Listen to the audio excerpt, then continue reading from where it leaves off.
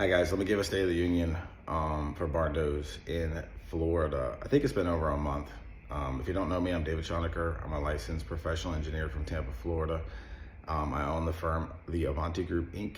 out of Tampa, also known as FL Barndo. FLBarndo.com is our alter ego where we design barndominiums. On a daily basis, I do not design barndominiums. I design large industrial buildings for a living and other things. I have a great staff who focuses on barndominiums. The content you see from me is, me in the field, basically articulating best practices and other things and controlling the chaos of a great emerging barndominium market in Florida. But it's chaotic, it's not perfect, and it needs my attention, so I keep giving it to it.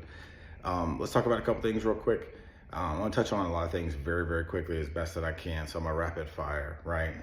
We build red iron barndominiums. We do not build tube frame carport buildings, pole barns, post frame, stick frame, or any other nonsense in Florida personally. Do other people do it? Yeah. And there's a lot of reasons why not. Go look at a lot of my videos. If you have further questions, I'm happy to further articulate why. But I've done a lot of videos on this stuff. We just know that pole barns, post frame, carport buildings, etc., are not a sustainable concept for a custom family home with long-term appreciation, insurability, excuse me, things like that. So we're just not going to give it our time. Do we build, garages out of pole barns? Yeah, I have one myself in my backyard. No problem at all. Do we build other camp buildings and other habitable structures out of pole barns, post frame, carport buildings? Yeah. Will they survive all the major events? I don't believe so. They're definitely not as healthy as a red iron, building, so to speak, for hurricane resistance and other events. But in general, any engineered structure, pole barn, post frame included, is supposed to maintain the loads in which it's designed for. So there's a lot of great pole barn builders around Florida who pay attention to permit drawings and engineering and install it correctly. And those pole barns typically do survive, decent events up to its design strength. And that should be expected, right? If you're hiring someone and you're paying them for permit plans and you're paying them to install it, they should do it right. So that's good news there. Enough about that. Talk about money. We did see our first price increases from our major steel suppliers last week. Basically, we hurried up and developed a bunch of purchase orders and put in $1 million worth of buildings or something like that to make sure we don't defer that cost to our clients right now. We can't help everybody. We couldn't get them in time for everybody. So, the future is unknown. Do we think that there might be further increases? Maybe. We can't predict it yet, but we do reasonably expect that there might be another increase or two. And then hopefully within 6 months it normalizes. With regards to the rest of the financial market, rates are coming down slightly, but nothing worth getting excited about. We're coming into the spring season. I think we're hitting a kind of a nasty point where no one can really afford to build a home right now. But we're still very busy. We still have a lot of clients that are liquidating assets, other things, and building barndominiums and large family estates, regardless of the economy, regardless of the rates. Some of them are cash clients, some of them are finance. It's all different demographics.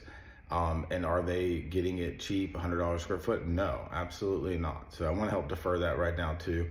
If your hopes and dreams are to come build a, medium to large size home with a shop and do it for $100 to $120 square foot, I gotta tell you, in Florida, that is literally impossible. I am manifesting a lot of these estimates, the buyout myself personally. I'm tracking cost. I personally built my own barndominium in Plant City. If you guys know about it, Chitty Barndominium on Chitty Road. I tracked my own cost. I finished my own barndominium at 125 a square foot under a roof.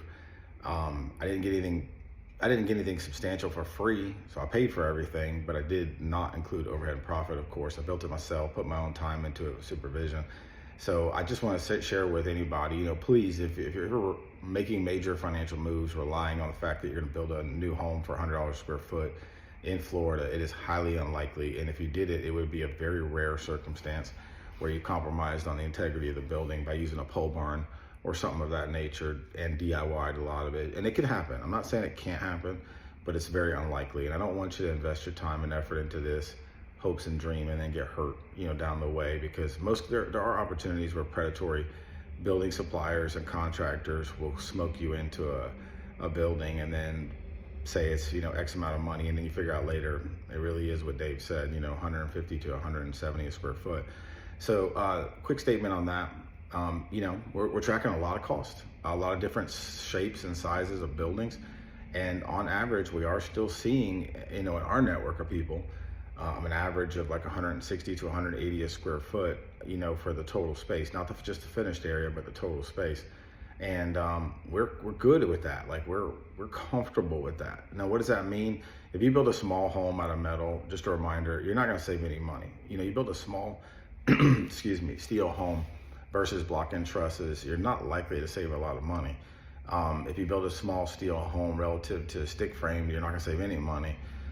If you build a small home in general, you're not going to save any money because the cost per square foot is going to be kind of high, because you still got all these other things involved, well, septic, soft cost, design, permitting, etc., site development, things like that, and you have a small house. So the dollars per square foot could be disproportionate, and doesn't mean we don't do it all the time. We build tiny homes all the time. We build tiny homes, ADUs, accessory dwellings, you name it, we do it for people. What else? Talk about where do you save money? Where does the barndominium concept, especially the red iron barndominium that Avanti Group designs and our builders build, play a role? Well, in medium to large scale projects. So I mean like 2,400 to 2,800 square foot minimum house with a 3-car to 4-car garage. We find that the metal building provides an extreme value relative to block-in trusses, of course, at that price point. And we get these high volume spaces, we get these maintenance-free exteriors, we get all the things, right, that you're looking for out of a steel barndominium. A reminder that the cost can go the wrong way if you make a complex roof geometry, if you make, a lot of hips and valleys and things that metal buildings don't like. You're going to defer some cost to yourself, of course, because you're not keeping the metal building simple. So we hate to do that to clients, to architecturally like stymie the project on the basis of cost, but naturally that's what we're doing sometimes. We're trying to get the family into a price point that they want. They're not compromising on architecture completely, but they are looking at, doing a simple structure with not a lot of hips and valleys. That way the metal building lives and breathes as it is. We have a way that we design these things. We have a way that we work with our contractors to buy them out that is, evolving still, but it's making it as economical as possible by still ordering the box building and then dressing it up with our own canopies and awnings and porches and stuff. It's a work in progress, but I just want to encourage you to, keep the roof line simple, and the price will reflect that. If you keep the roof line complex, the price is going to reflect that, right? It's 8 minutes. Let me try to round the table here. The Barndo community in Florida is growing aggressively as I expected. My firm, I know, is manifesting a lot of that momentum. I'm excited about it. I'm very grateful to our clients and the future clients. I'm grateful for everybody who showed up to the Parade of Barndo's event. I'm sorry that I can't put another one together right away. That's a very serious event and very hard to do, and it costs a lot of money for us to do that thing. So will I do it again soon? I hope so. I'll let you know if I can make that happen. In the meantime, please don't be scared to, call us, come see us, meet with us. We give a lot of free meeting time to a lot of people, to help them through education, because my videos are great, but they're fragmented moments. We're here to help you, right? I will say this too. I apologize to a lot of my clients. I'm not readily available to take all your phone calls all the time. I'm sorry. I'm extremely busy. I'm very important for other things in the industrial building design world.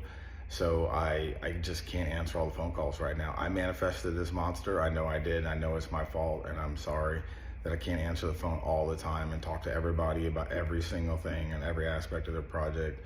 I apologize, but I do want you to trust my crew. They receive your questions and information well. They relay them to me. We comment back and do the things that we have to do. And I promise you that I'm involved with every important aspect of the design of your project and moving forward all the critical stuff as much as I can, right? But at the end of the day, we need good contractors. We need other good designers in the state. We need a lot of people to manifest the Florida market. Let's keep it strong. Hope this helps, guys. Let me know if you guys need anything. We're at the Avanti Group to help you, or flbarndo.com. Have a good rest of your day. God bless.